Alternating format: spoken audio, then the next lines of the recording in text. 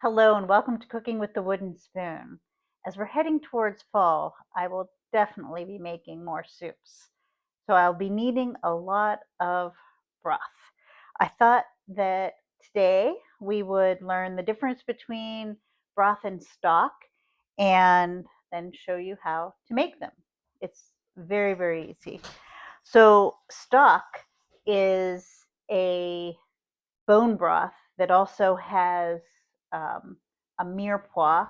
We've talked before about what a mirepoix is. It's the carrot, onion, celery combination.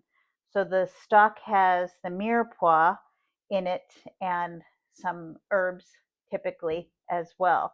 I almost always use parsley in mine because I feel like parsley is one of those spices that lends itself well to whatever ethnicity of food you're making. I make um, a Mexican albondigas soup, which is a meatball soup, and parsley tastes perfect with that.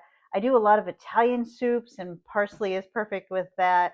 And I love Greek food, so I do Greek soups as well. And parsley is perfect for that. So I almost always use parsley. I don't actually always make stock. Most of the time, honestly, I use just the bone and I make broth. Um, Broth tends to, so you may ask, why do you use stock sometimes? Why do you use broth sometimes? For me, I like to use broth because just having the bone flavor allows whatever other ingredients that I have in my soup to shine. So the broth is a good base and it gives it that rich, deep flavor, but you still get to taste the rest of the stuff very prominently that is in the soup. I do think that there's a fantastic place for stock as well.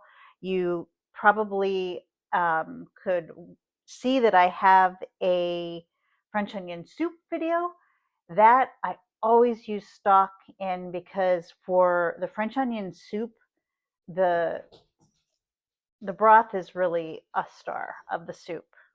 The stock is really a star of the soup. So I try to use stock for that. So we have not very many ingredients. I'm going to do stock two ways. The way that I usually do stock is in my Instant Pot. It takes about 50 minutes to an hour for that to cook, and the flavors meld together really well, I've found, in that amount of time. And we're also going to do stovetop because if you don't have an Instant Pot and you want to make stock or broth, you can just do it on the stove. You can also do stock or broth in the crock pot. So you can just put your ingredients in and cook it on low all day, and that is magical. Today, I'm going to do these two just kind of in the interest of time. To do it in the crock pot, I always give it 8 to 10 hours. And today I want to be able to get this processed.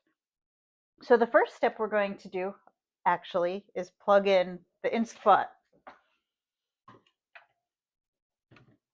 So if you have an Instant Pot, you know that it has a saute um, function. We are going to saute. You can either use beef shanks or soup bones. I love our butcher Dreamy 280. We buy quarter cows a couple times a year, and we always get shanks and soup bones so that I can make my own broth. This is actually a really good idea too. This idea came from my son Seth. He keeps a pan like this in his refrigerator, and when he takes meat out of the freezer or when he gets it at the grocery store, he puts it in the refrigerator. That way it's a catch-all. Whenever meat defrosts, a lot of the time you get that dripping stuff that you end up having to wash your refrigerator, and it's just no fun. So I found that this is really a brilliant idea. This just stays in my refrigerator all the time, 365 days a year. So great idea. Seth has so many good ideas. We're going to do beef broth in the Instant Pot and chicken broth in the pot. For chicken, I usually just look at the Piggly Wiggly ad, and whatever is on sale for the week, I will buy, and I will make stock or broth out of that. This week they had chicken thighs that were bone in and chicken legs, obviously bone in, for $1.49 a pound. And I thought that was awesome. So we are going to put these in here, and that's all we need to do with that as far as the meat. I always I saute the bone, the soup bone, or the center shank just to have a better developed flavor. It gives it a I don't even know how to describe it other than a richness. Um, I've said before that color is flavor. I really take that seriously when I'm doing my broth because I love the rich flavor of broth. So we have that sauteing. We'll let that pan warm up just for a little bit, and we'll get started on our chicken stock. So I'm just putting all of this chicken in here.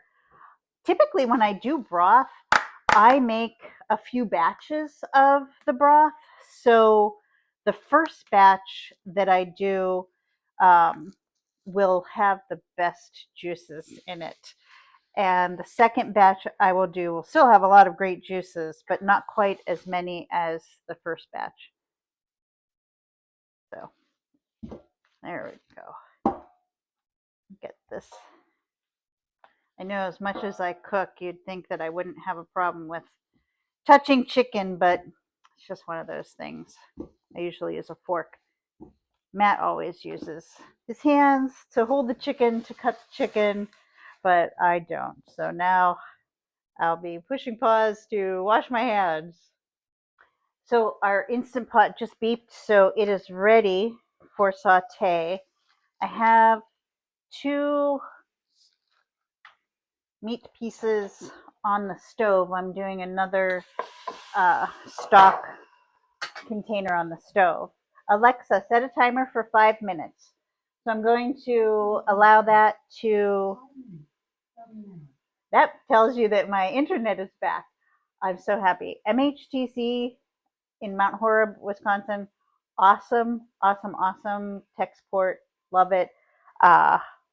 Honestly, they are wonderful. But this is going to saute for 5 minutes.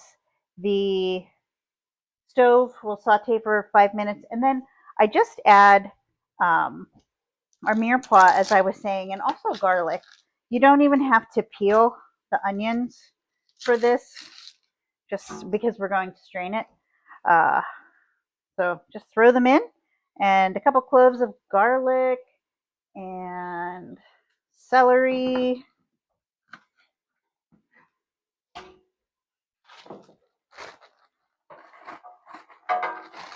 Carrots. Yeah, that should be good. And as I said before, parsley. So all of that is just going to go in there. I'll add water. I don't know how many people love pepper as much as I do, but I always put peppercorn in just because I really love the flavor of pepper. Definitely you can leave that out. We'll put just a little sprinkle of salt. I don't like a lot of salt. You can add salt when you do your soups, but you can't ever take away salt if you have too much salt. So that'll stay there.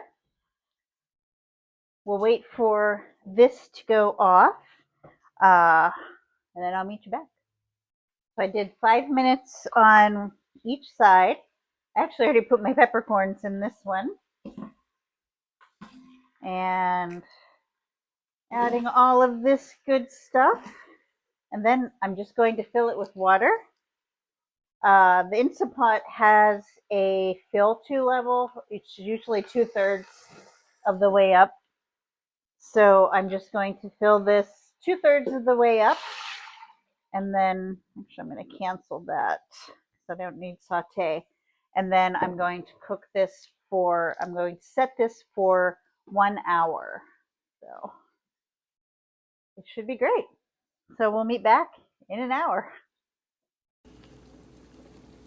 I've got chicken and beef, and then beef in the Instant Pot.